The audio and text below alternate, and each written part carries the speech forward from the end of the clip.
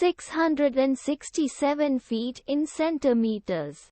First of all, we need to know the value of 1 foot in centimeters.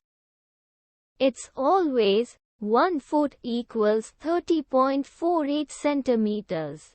Now we have to multiply 30.48 by 667. Therefore, 667 feet times 30.48 centimeters equals 20,330.16 centimeters. So, in other words, 667 feet equals 20,330.16 centimeters. We hope you have enjoyed this video. Please like and subscribe to our channel for more videos like this.